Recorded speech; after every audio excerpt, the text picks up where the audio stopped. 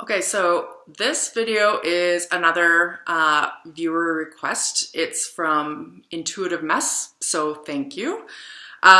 It's regarding navigating negative criticism in the workplace. And I would argue it's probably, it could be, projected onto other areas of our lives. Criticism is never fun for anyone. They make a comment about the fact that the viewer is stressed due to this negative criticism because of their own inner critic already being harsh enough. And I'm going to go into more of what they talk about in a minute, but I wanted to really touch on this comment because I definitely can appreciate that thought. I'd love to hear what other INTJs and actually the rest of the MBTI community that is watching this on their thoughts regarding an inner critic, and do they have one? Because definitely for myself from the beginning, I was always so hard on myself. My mother even said that as I was a baby, and into toddler years, I would make sure that I had perfect corners folded on my bed when I made it.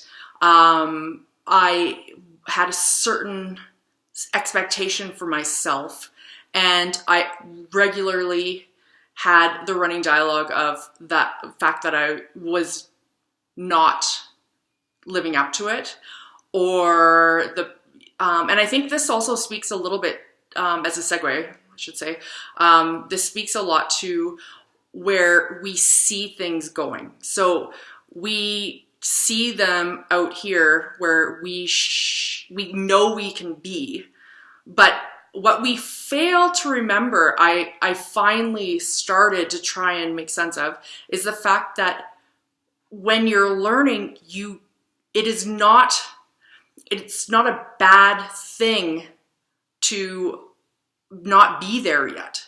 So on the inner critic side, we have that expectation that we can go do something in a skill or a learned process that we are not able to do yet. We haven't had the amount of exposure. And I find it because a lot of people I see, they get, say, criticism. I shouldn't say a lot, but some people that get criticism, they kind of just brush it off. But we find where it's like, because we tend to want to be autonomous in our workplace, that means that if we are autonomous, we need to be responsible. Otherwise, we can have our autonomy taken away from us. So if we end up having some feedback, and this one's on negative criticism, we immediately look back, and I found for myself, there is a bit of a threatening feeling that happens that, did I miss something? I mean, I've analyzed every side possible to try and make sure I'm mitigating all issues that is in response to, say, what that negative criticism came from, and it still happened. So it is a great topic. The other thing that the viewer goes on to say is she or he speaks to issues with shutting down in order to process it. And that also speaks to me. So again, love to hear other people's comments on this. For myself, the biggest thing that happens, I definitely understand the shutting down thing. The only caveat is, do I feel respect for the person that is providing that information? Because that definitely plays into the level of internalization that goes into that shutting down mode. So say for someone that I just think is a slacker and happens to be the one that's above me in charge, and they say something, I don't have that shutdown mode.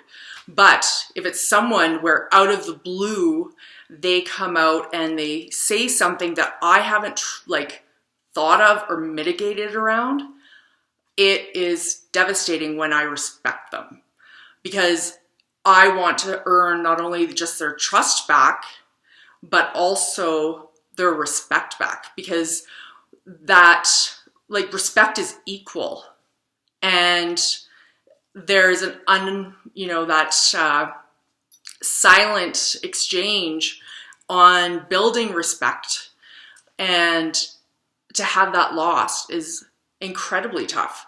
So an example that I have is when I was first starting in my career, I was working with a team, and as we know, we don't love teams. And I was working in a position, I guess, that was something that wasn't my goal position. And also, so I'm giving you caveats only just to give you context here. But I was also working with a team of women, and we were trying to put together this event that actually held a lot of value in our team, our larger team. And we had to invite and prep quite a few executives. And there was a couple of things that went off the rails. And as a team, the leader of the team, and even though we can try and lead from behind and all of that, the leader that was the owner of this event had some problems with some issues. I won't go into details. But for us, we have a frustration because if we don't have the tools in the toolkit or the power to do anything other than just advise, we're kind of stuck in that mix. And we're also fairly loyal, so we're not going to throw someone under the bus. And with this one, when the certain things went sideways on this particular event, it was very sad. Like it actually caused more problems than I expected for myself in how I wanted to move forward. So from that, a very big point that I should throw out to you is there is something to be said for the people that don't internalize. And the reason is because it makes it, internalizing it and shutting down and really worrying about it, unless it's something horrific and fatal, it actually makes it bigger than it is. It's usually the best thing about PR is that you learn how to go and make it yesterday's news. You want to make it the lining of the trash bin. And for us, we have a tendency where we display it on our faces for days after, and we are having difficulty in our conversations with, say, those higher ups. And it becomes something that shouldn't be as big as it is. So this event, I mean, it wasn't even it was a blip, but it really impacted myself because I wanted to hold myself to a really high standard. So I guess the takeaway I would throw out to you, even though I'm by no means a psychologist, is if you are hard on yourself about constructive criticism, it's normal, happens all the time. Actually, sometimes it's a compliment when you have a higher up that is coming back and giving you constructive criticism. Like, I don't know what negative criticism means, like which angle you're going at there. But if it's constructive, it actually shows a high level of integrity and promise for you because they are taking the time to sit you down and speak to you and groom you. Otherwise, you pretty much, it's a different conversation. It would be more the 1, 2, 3 out the door type of thing. So play and listen to the context of which it was delivered, and also think about whether you really do need to, you do need to take it into consideration if you want to keep working there, because they kind of hold the cards, but you don't have to internalize it.